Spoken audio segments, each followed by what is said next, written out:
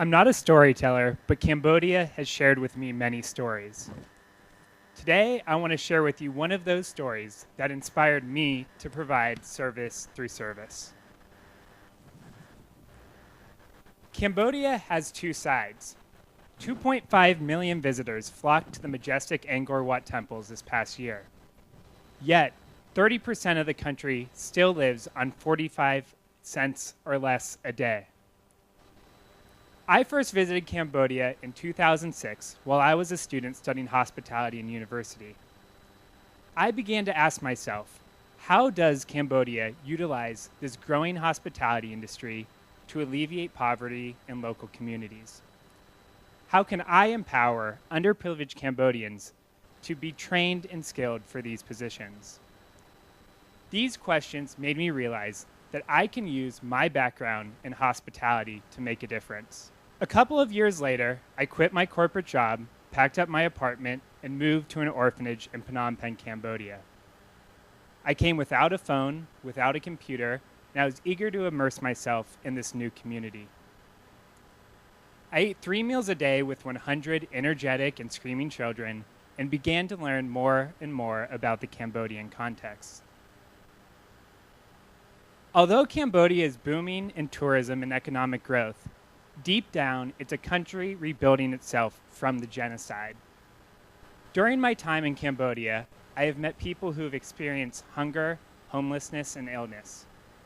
I have met victims of the Khmer Rouge as well as ex-Khmer Rouge soldiers.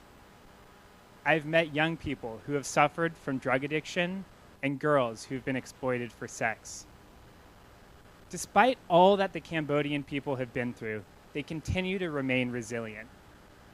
I was particularly struck by the young people's desire to shape their own lives. These are some of the faces of the young people I've been working with in Cambodia for the past 3 years. There's a story to every face pictured here. Yet today I want to share with you one story. That's the story of Kia. Kia was born in Pailan province along the Thai border. He grew up in a very poor family. They lived in a simple straw house and tended the rice paddies for a meager income. When Kia was 3 years old, his father abandoned the family and went to Thailand. He has not been in contact with the family since. Kia has 2 biological siblings, a sister who also left the family, and a brother who has passed away. Shortly after Kia's father left, his mother remarried. Kia's stepfather was an extremely abusive and violent alcoholic. Using his fists and wooden sticks, he would beat both Kia and his mother in the mouth and nose until they were both bloody. Kia, to escape the abuse, would run away to a mountainside where he'd sleep, hiding under a tree, waiting for his stepfather to sober up. Kia was 6 years old. Eventually, Kia moved in with his aunt and uncle who lived nearby with their 5 children. He had the chance to spend time with his cousins and attend government school in the afternoons. Kia often refers to his aunt and uncle as his parents.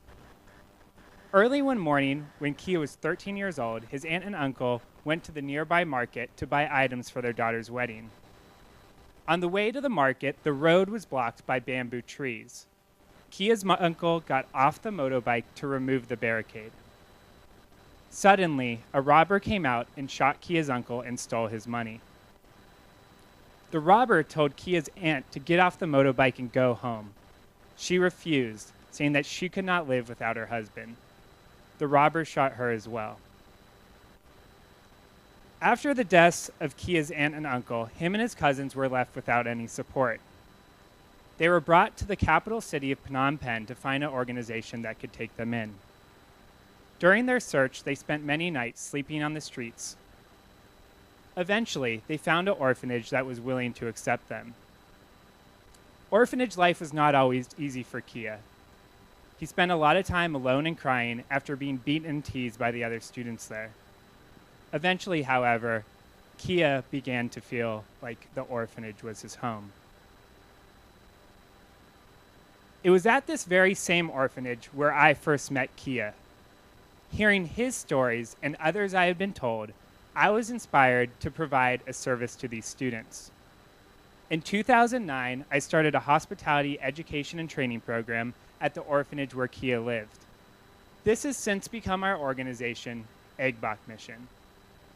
What we try to do is provide Kia and the students we work with the tools needed to support themselves and their families moving into the future. EGBOK Mission enables underprivileged young adults to be self-supporting. We do this by providing training, education, and employment opportunities within the hospitality industry. We would rather teach a student to fish than give a student a fish, so to speak.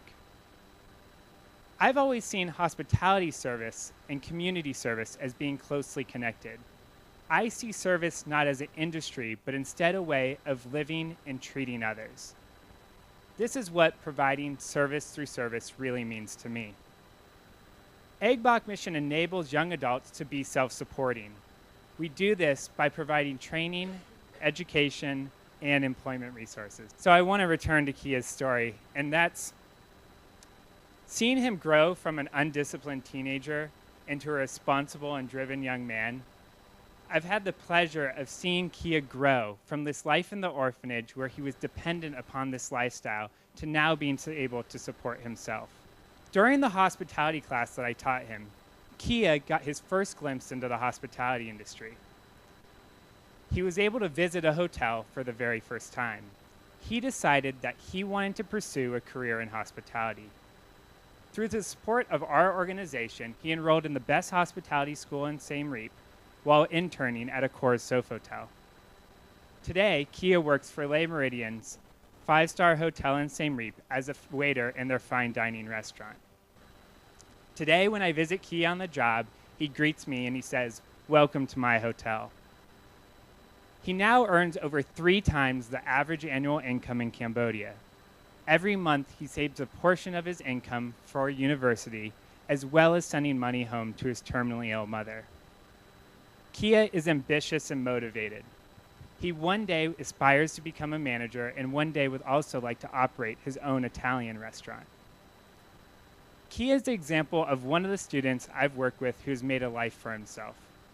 There are many more similar EGBOK Mission success stories. I always like to emphasize the we in EGBOK Mission. It's the people who make the organization who we are and how we accomplish our goals. What started out as just one person is now a collective group of individuals all working towards the same cause.